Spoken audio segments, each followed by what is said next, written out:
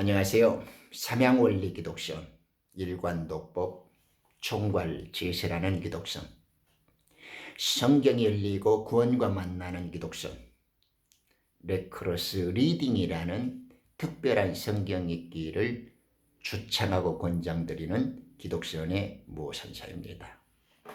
오늘 한 날도 주님의 은혜 가운데 평안하시고 승리한 날을 구가고 계십니까?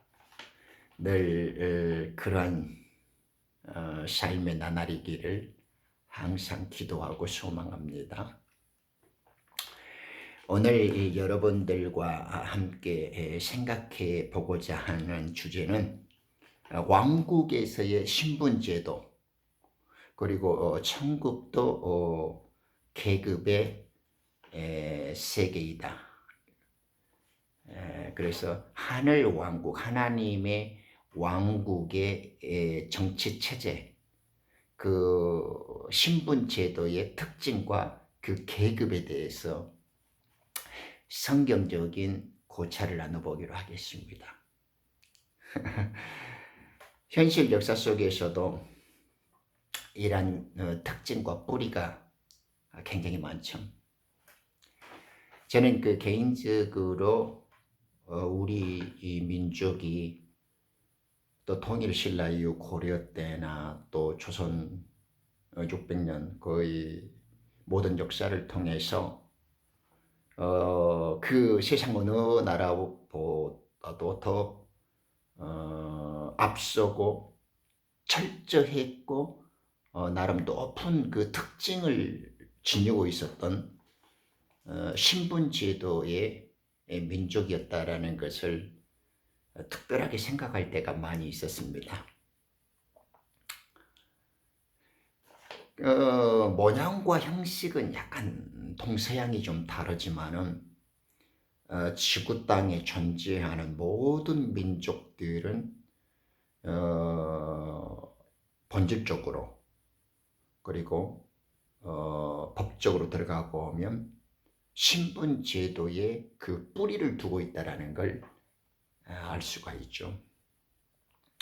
현재까지도 이런 영국을 비롯해서 중동의 많은 나라들이 왕의 모습을 갖고 있죠. 왕국의 형태를. 그리고 우리가 조금만 지나가면 인도의 이렇게 신분제도인 카스트, 또 우리 민족의 그 전통적인 양반 제도, 양반과 천미, 그리고 영국 같은 데도 귀족들, 그리고 일반 백성들의 계층 같은 거. 오늘날까지도 약간 모양과 형태는 달리했고 좀 변천의 역사와 과정은 달랐지만은 여전히 이 신분에 대한 귀천을 갖고 사람들의 사회적인 지위, 역할, 그 계급을 논하는 방식은 여전합니다. 우리가 성경 역사적으로 볼 때도 야곱의 가족들이 이집트에 내려갔다가 아브라함의 그 이후 4대 손이 430년 만에 가나안으로 돌아올 때 민족을 이루어서 다윗 왕국을 솔로몬이 이제 굳건하게 세운 이스라엘의 왕정 정치 시대가 열렸다라는 걸 우리도 볼 수가 있죠.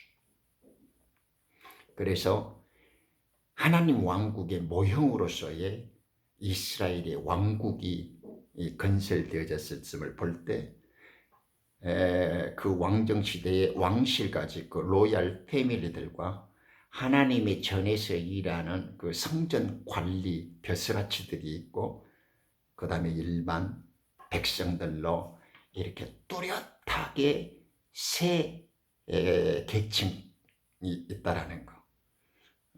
민족적 단위로서의 구별되어지는 세 개의 계층과 계급이 이 사회적 지위와 역할로서 뚜렷하게 존재했다라는 걸 알 수 있습니다. 그래서 성경의 모든 가르침은 이 세 가지의 계층과 계급을 확정짓고 있고 그 근간으로 해서 다양한 설명이 첨부되어지고 있는 거죠. 그래서 범절기를 이루러 오셨던 6월절, 무교절, 초실절로서의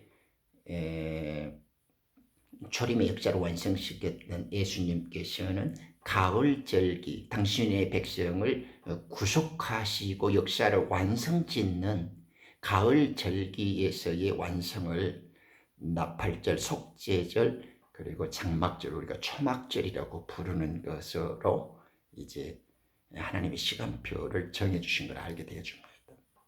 즉 나팔절은 하나님의 아들에 대한 추수요, 속죄절은 여자의 부활, 야곱의 남는 자라고 하는 종들에 대해 추수, 그리고 장막절이라고 하는 것은 천년 왕국을 통하여 믿음의 행위로서의 열매를 추수해주는 천국의 시민들, 하나님 왕국의 일반 백성들을 추수하는 것이라는 것을 우리는 알 수 있습니다. 이것이 성경의 구속의 하나님의 백성에 대한 대강이고 줄거리죠. 이렇게 하나님 나라, 즉 우리가 하나님의 왕국이라고 부르는 이 정치 체제는 철저하게 하나님의 신분과 계급이 있다라는 걸 우리는 알게 되어집니다. 그러나 세상 왕국의 이 땅에 뱀의 후예들이나 이 마귀 사탄이 지배하고 죄와 사막의 권살에 놓여서 있는 왕국에서의 모순이나 그 폐해들과는 완전히 다르죠. 하나님의 왕국은 우리들 이 땅에 있는 모순과 죽음이라든가 불합리한 이런 죄악들이 철저히 제거되어진 완성된 하나님의 자유와 평화의 왕국이기 때문에 이제 그런 것과는 질적으로 차이를 달리하고 있습니다만은 아무튼 이 세상의 모형들이 하나님의 왕국의 하나님의 나라의 모형이고 그림자적인 요소를 갖고 있다라는 것을 생각해 보면 굉장히 우리가 한번 살펴봐야 할 특징들이 많이 있습니다. 오늘 한번 저와 함께 우리가 하늘 왕국에서의 신분과 계급이 무엇인가, 그리고 하늘 왕국의 구조는 그 정치 체제는 어떻게 갖고 있는가를 뚜렷하게 알 필요가 있단 말입니다. 수십 년 성경을 갖고 하나님을 믿는다고 하면서도 늦은 빛 성령의 기름 부음을 통하여서 마지막 다시 오시는 예수님을 영접할 준비가 없는, 즉 이 지혜와 계시의 영을 받지 않는 교회 종교에서 혼의 지식으로 신앙을 가진 자들은 이 왕국 추수에 대한 마지막 시대에 다시 오시는 예수님이 계시해 주는 말씀의 비밀, 왕국의 비밀을 모른단 말입니다. 안 것도 같고 모르는 것 같다고 흐리멍텅하게 이렇게 믿어요. 그냥 단지 예수가 우리의 구주이고 예수를 믿으면 막연히 천국 갈 것 같은 이런 한심한 수준과 처지에 놓여 있고 그 상황을 타파하지 못해 벗어나질 못한단 말입니다. 이 극악한 슬픔과 모순된 상황을 우리는 좀 이렇게 벗어나야 할 때입니다. 성경에서는 곳곳에서 하나님의 왕국이, 즉 하늘 왕국이 신분제도의 사회이고 계급을 가진 왕국이라는 걸 가르쳐 주죠. 계시록 4장이나 그 1장에도 우리를 왕들과 제사장들로 삼았다고 이야기를 하지 않습니까? 성전 직무자도 관리들이다, 왕과 관리들이라고 뽑았단 말입니다. 1장도 있고 4장도 있고 그러죠. 그리고 7장에서도 아들과 종들의 추수, 그리고 19장에서도 성수와 지성수의 영역을 나누면서 보여주죠. 제가 하나님의 왕국이 왜 신분 제도가 있고 계급 사회인지를 증명해 드릴게요. 우리가 잘 알다시피 누가복음 20장에는 부활이 없다고 하는 사두개인들이 예수님께 와서 묻잖아요. 그 형제들의 재혼을 이야기하면서. 근데 예수님이 35절 6절에 보면 대답을 정확히 해주시죠. 하나님의 왕국에는 시집가고 장가가는 일이 없다. 거기는 영으로서의 천사들과 같이 존재하는 하나님의 아들이 있다. 이렇게 이제 이야기를 해준단 말입니다. 그러므로 우리들이 지금 여자 남자라고 하는 것은 동물적 본능이라든가 보여주는 혼의 지식적 차원에서 암컷 수컷의 이야기가 아니라는 걸 금방 알 수 있죠. 왜냐? 부활되어지고 완성되어진 하나님의 왕국에서는 여자 남자가 이런 우리가 육적 사회적 개념으로 이야기하는 행태가 아니라는 걸 금방 알 수 있단 말입니다. 예수님이 당시 설명하니까요. 그래서 아들이라는 말과 딸이라는 말은 신분을 나타냅니다. 하늘 왕국에서의 신분이에요. 즉 아들이라고 표현되어진 것은 본질적으로 예수님과 하나된 생명이라는 거예요. 그러니까 왕실 가족, 로얄 패밀리입니다. 그리고 여자라는 말은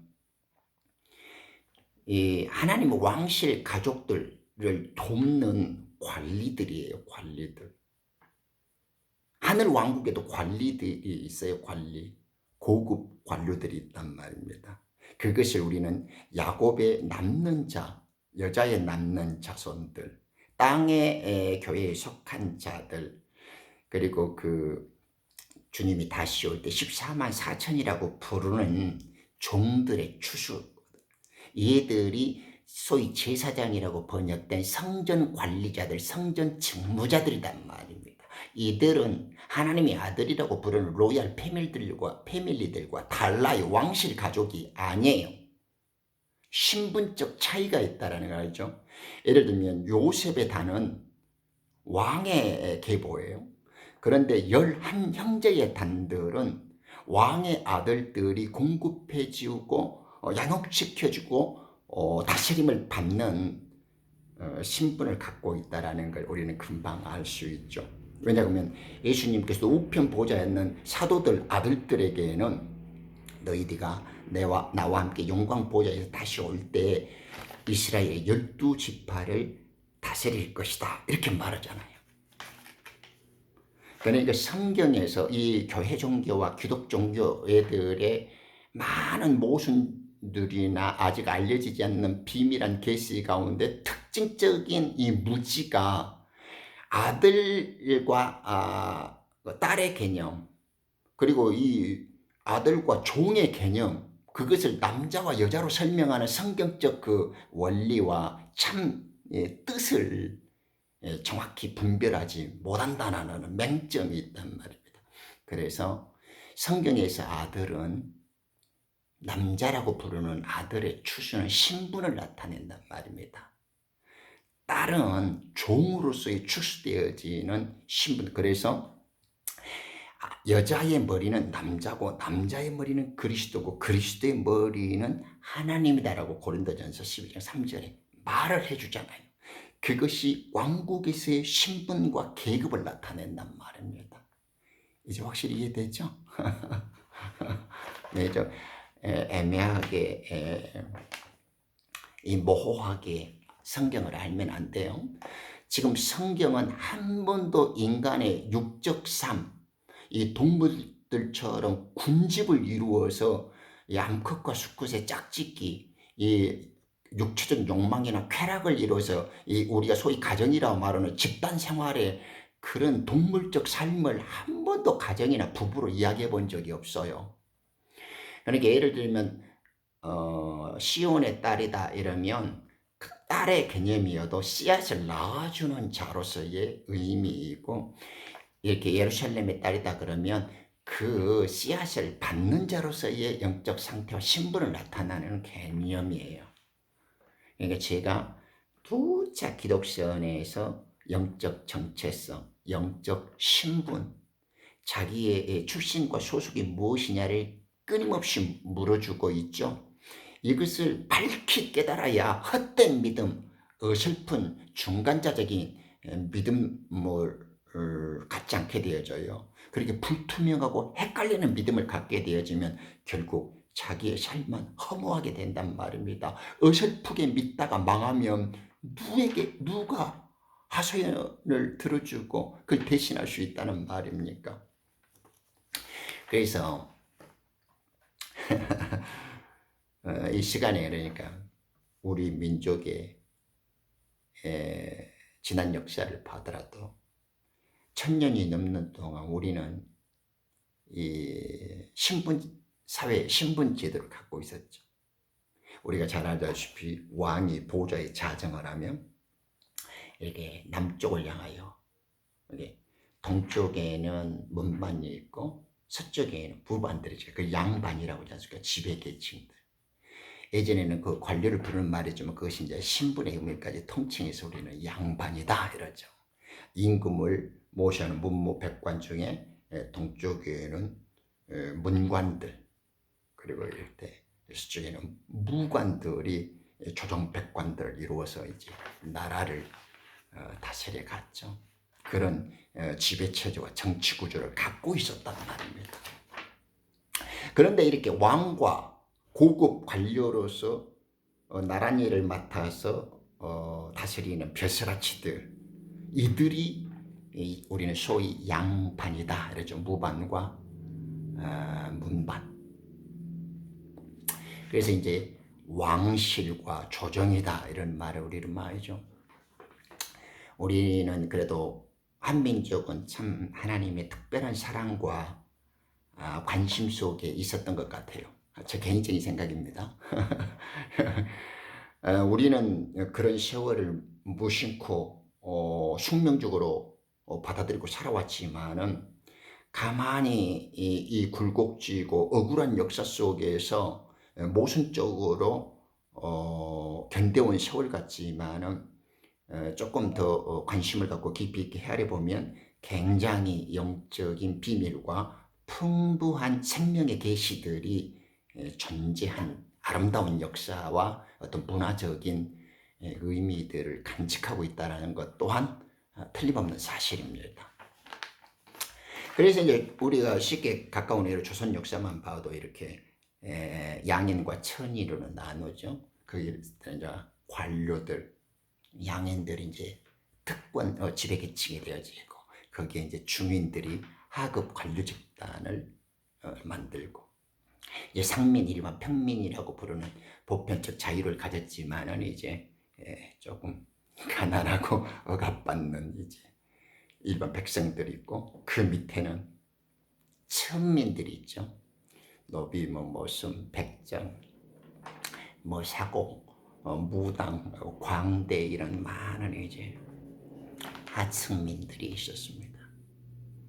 이렇게 다양한 요소가 있었지만 지배계층과 피지배계층이 뚜렷했죠.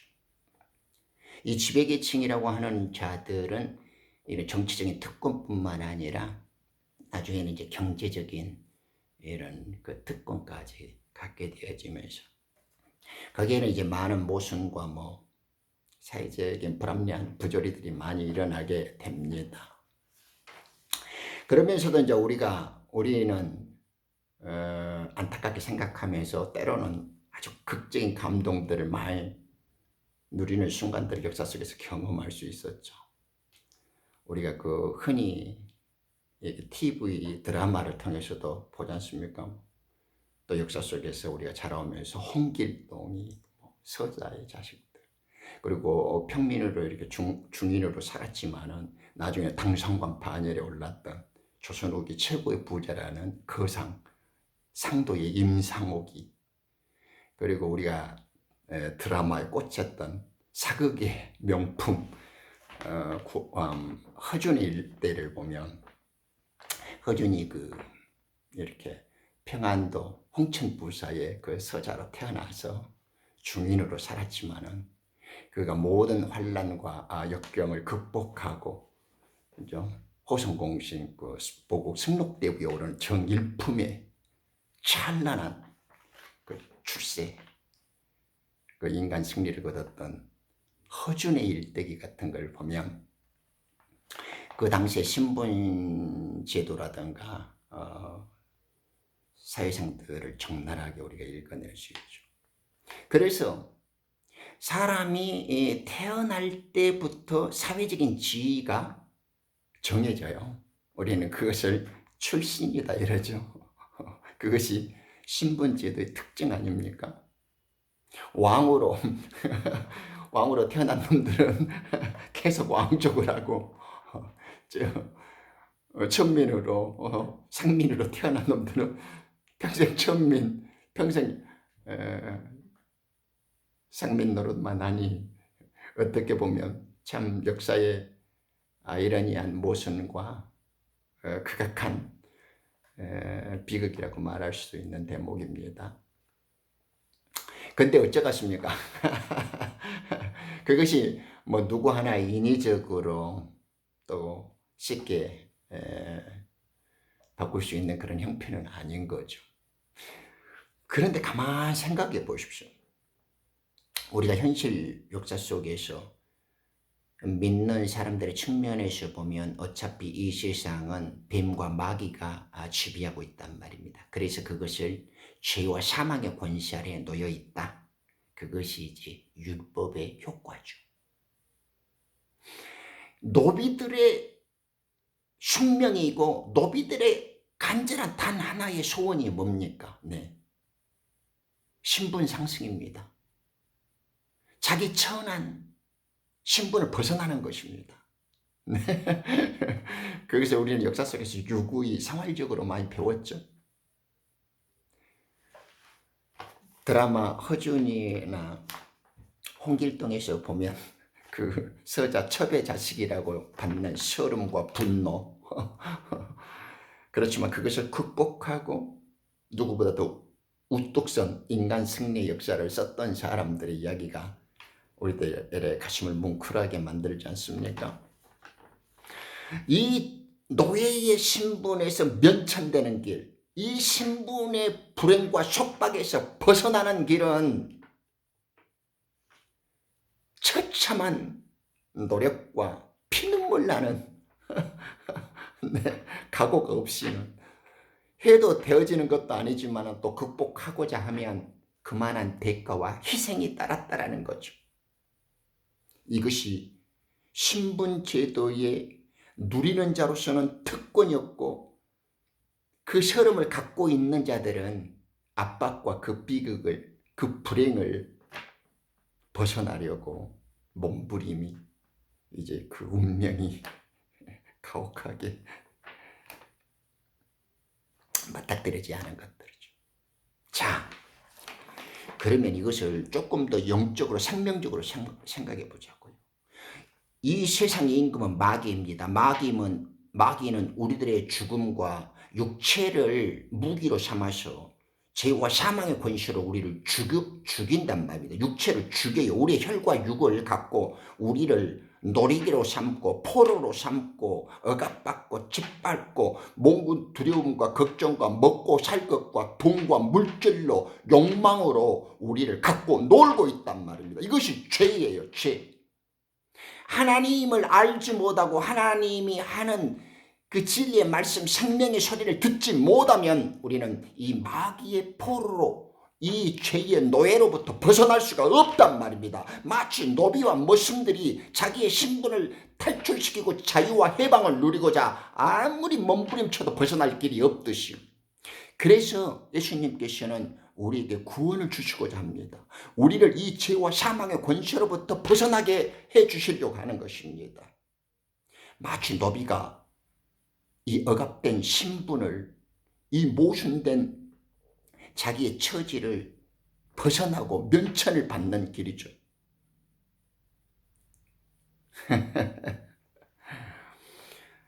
이 마귀가 갖고 있는 죄와 사망의 권세를 끌어내고 하나님의 왕국으로 자유와 해방을 누리는 것, 이것이 이제 진짜 신분 제도고 신분 상승이죠. 이 한 번 혈과 육은 죽을 수밖에 없고 이 육체는 어차피 이 땅에서 죽음을 맞이하게 되어지죠. 인간에게 한 번 죽는 것은 정해진 길이잖아요. 이후에는 영원한 생명으로 나아가야 한단 말입니다. 여러분들은 어떻게 생각합니까? 우리는 지금 모양과 형태는 바꿔졌지만 우리는 노비나 이 천민들은 아니죠. 그렇지만 약간 육적 해방감과 정신적 상상에서의 자유는 가졌는가 몰라도 마귀의 포로가 놓여 있고 죄의 육신에 의해서 얽매여 있다는 것은 누구도 부인할 수 없죠. 하나님의 진리의 성령의 다시 오시는 역사가 없이는, 예수님의 십자가의 피의 공로가 없이는 우리는 이 죄와 사망의 권세로부터 우리의 영적 신분, 하나님 아들로의 회복이 없습니다. 우리는 이것을 얼마나 슬퍼하고, 우리는 이 죄악과 사막의 권세에서 벗어나려고 우리는 얼마나 노력하고 갈망하고 있는 것입니까? 마치 홍길동이가 자기 처지를 벗어나려고 하고 구함 허준이 그 아들 허겸도 그러죠. 자기 신분이 중인인지 알면서도 대가를 포기할 수 없어서 계속 그 뜻을 굽히지 않고 살아간다라는 것이, 어머니와 아버지 그리고 할머니가 볼 때는 그 눈물겨운 몸짓이란 말입니다. 결국에는 아버지가 의의로 올라가서 당상관 반열에 오르고 그 천한 신물이 면천되졌을 때 결국 그도 벼슬길에 나아가게 되지 않지 않습니까? 그래서 예수님께서는 아들이라고 불리우는 복음의 아들이라는 신분을 가르쳐 준단 말입니다. 이 자들은 예수님의 생명 안에 있었던 좋은 씨였어요. 본질적으로 예수님 안에서 하나가 됐었어요. 예수님은 말씀이시고 이 말씀이 하나님과 함께 계셨죠. 그래서 이분이 하나님이세요. 그런데 이 말씀 안에 생명이 있었어요. 그래서 이 생명이 사람들의 빛이에요. 빛. 말씀이신 예수님이 자기 생명을 우리들에게 줄 때 우리는 어둠에서 빛을 가진 존재가 되어지죠. 그 생명을 우리들 속에 담아 두실 때 우리는 빛의 존재, 빛의 아들. 그래서 너희는 세상의 빛과 소금이라고 이렇게 말씀하시지 않습니까? 그래서 우리는 아들이단 말입니다. 아들. 제가 오늘 이 시간에 여러분들과 함께 생각하면서 이 말씀을 못 알아듣는 자들은 죄송하지만은 아들이 아니에요. 아들이, 하나님의 아들이라고 불리우는 자들은 이런 말을 할 때 이것이 나를 위한 소리고 나에게 적합한 소리구나는 걸 금방 알아들어요. 왜? 예수님께서는 내 양은 내 음성을 듣는다, 나를 안다 이렇게 말하잖아요. 그래서 예수님께서는 자기 사랑하는 제자들, 사랑하는 아들들에게는 새 계명을 주시는 거예요. 율법 아래에 있는 자들, 복음으로 나오지 않는 자들, 하나님의 왕국의 비밀을 갖고 비유로 계시던 왕국의 비밀, 아버지의 뜻을 가르쳐 줬는데도 그것을 못 알아듣는 자들은 여전히 종교의 영에 사로잡혀서 땅에 속한 교회, 즉 율법적 신앙의 행태에서 벗어나지를 못해요. 그 혼의 지식에서, 그 율법의 계명적 그 행위에서 자유함을 누리지 못한다는 말입니다. 그래서 마태복음 5장 9절에 보면 화평케 하는 자는 하나님의 아들이라 일컬음을 얻는다 그러지 않습니까? 지금 제가 이렇게 말을 하면 그거는 하나님의 아들의 영이 임한 자예요. 그리스도의 영으로 인도함을 얻으면 그가 하나님의 아들이다. 이렇게 말하고 있는 거예요. 그 자들은 예수님 우편 보좌에 계시록 5장이나 4장 또 7장 19장이나 이렇게 보면 하늘이 열린 하나님의 보좌에 보니까 좌우에 24보좌가 있어요. 저는 이 계시록을 항상 볼 때마다 하나님의 열린 천을 생각해 보면 네 생물과 24보좌가 있다라는 것이 마치 예전 모든 그 우리 역대 왕조들의 왕궁의 모습을 보는 것 같아요. 얼마나 멋있어요.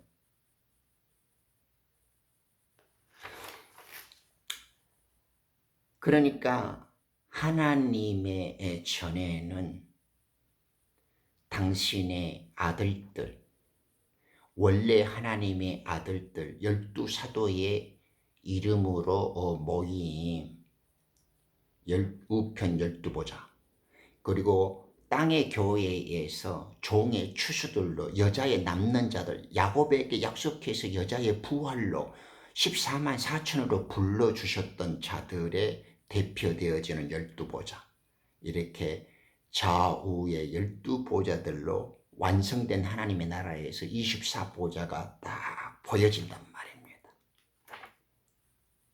그래서 우편 12보좌의 하나님의 아들들의 추수를 우리는 거룩한 신부다 이렇게 해요. 그것은 나팔절 선물들이에요. 나팔절 추수한다 이 말이죠. 그 추수되어지는 구원자들. 그리고 속죄절 선물,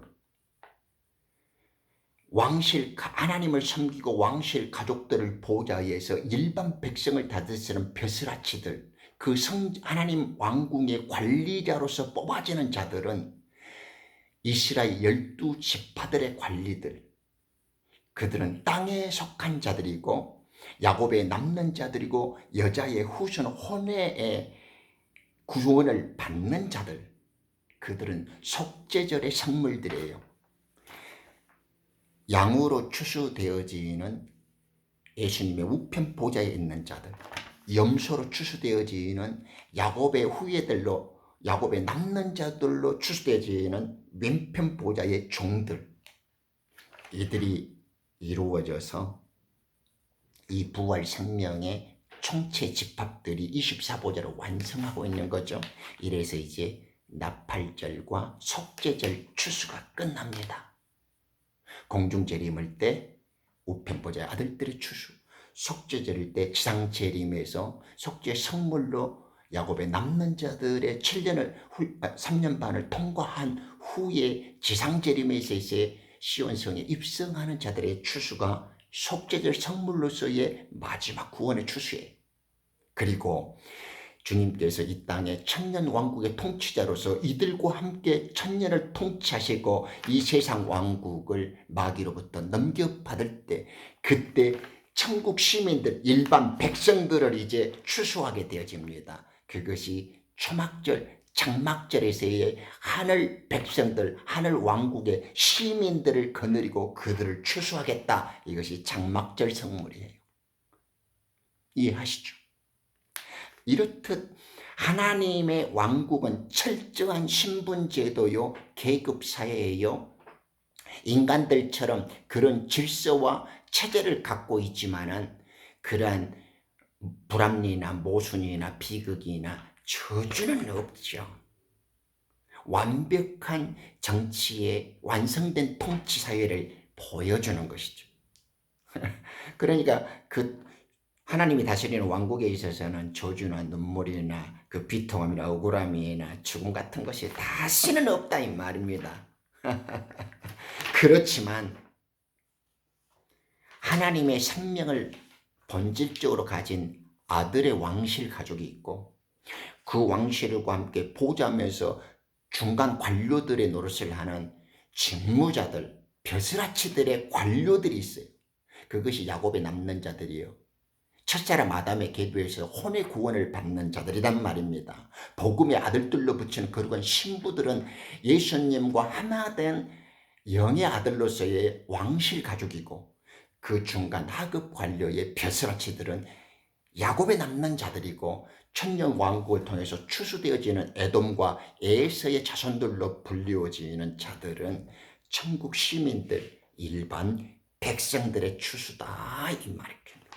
이것이 왕국의 신분제도요, 나면서부터 정해져서 사회적 지위와 계급이 결정되어지는 인간 세상 속에서의 역사를 통해서 하나님의 왕국의 특징들을 비교하면서 고찰해 볼 수 있는 모습이다 이 말이죠.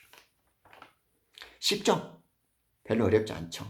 그러나 많이 비교가 되어지고 흥미있는 부분인 것은 틀림없죠. 그러므로 인간들이 다스리는 그런 어떤 어려움과 괴로움과 슬픔은 없을지라도 하나님께서는 당신의 왕실 가족들을 통해서 이제 하나님의 새하늘과 새 땅의 모든 통치를 해 나가시는 말입니다. 우리나라도 조선시대에는 지배계층들이 있었죠. 소위 양반들만 급제를 하고 벼슬길에 나가지 않습니까? 결국 조선시대 역사를 보면 신분제의 강화된 제도로 성립이 되었다가 결국 나라가 망하면서 신분제도가 흔들리게 되어지고, 신분제도의 모순과 불합리 때문에 나라가 망하게 되어지는 그 아이러니한 역사들이 계속 서로 이렇게 직간접적으로 밀접한 형황을 가면서 이제 조선이 이제 망국의 길로 접어들었지만은, 그렇듯 인간의 역사는 모순과 불완전한 점이 있지만은 하나님의 왕국은 그런 것과는 질적으로 좀 다르다는 것을 우리는 깨닫게 되어집니다. 그렇지만 고급 관료 지배계층이 있었고, 중간에 중인으로 불리우는 하급 관료들과 그 행정적인 실무들, 기술적인 전문 종사자들이 있어서 역할을 했던 것처럼, 우리가 이스라엘 공부를 할 때도 유다 왕족들이 있었고, 거기에서 성전 관리자들, 직무자들이 있었죠. 그리고 일반 백성들이 나누어져 있었음을 우리는 쉽게 알 수 있습니다. 그러므로 이제 우리가 성경을 볼 때 나는 하나님의 아들인가를 알아야 됩니다. 하나님의 아들은 화평케 합니다. 예수님 우리를 하나님과 아버지로 화평케 했죠. 아들은 예수님의 남는 사역을 교회에게 행하는 것이죠. 죄인들이 아버지께 돌아올 수 있도록 어부가 되어져서 물고기에게 그물을 던져주는 마지막 사명을 일구는 자들입니다. 그가 바로 하나님의 아들입니다. 아무것도 모르고 성경의 말씀도 묻고 아버지의 뜻을 알고 선악을 분별하지도 못하고 하나님 왕국의 비밀도 깨닫지 못하면서 구원 얻을 것이다, 하나님의 아들일 것이다, 나는 거룩한 신부가 될 것이다, 그런 착각과 망상을 일찍 버리는 것이 좋습니다. 그런 자들은 하나님의 아들 아니에요. 그런 자들은 하나님의 종이 될 수는 있어. 종도 못 된다면 믿는 척하다가 쭉정이처럼 버려지고 가라지처럼 내던져서 불태워지는 자들이 될 것입니다. 그러므로 영적 신분과 자기의 출신이 어디 있는가를 알아야 돼요. 예수님이 비유로 계시도 왕국의 비밀한 말씀을 던져주셨을 때 그것을 바르게 깨닫는 자는 하나님의 아들로 불리움을 받습니다. 그것을 못 깨닫는 자들은 이제 예수라는 구주의 믿음의 증거를 갖고 예수의 이름과 하나님의 계명을 갖고 환난을 통과하면서 자기의 믿음의 정절을 보여야 합니다. 그것이 혼의 구원받는 자들이고, 그들이 그물에 잡힌 물고기와 같은 종의 구원, 혼의 구원, 야곱의 남는 자에서 환난을 통과하며 그 시험을 증명해야 할 자들이 된다라는 것입니다. 그러므로 자기의 영적 신분과 출신을 정확히 이해해야 합니다.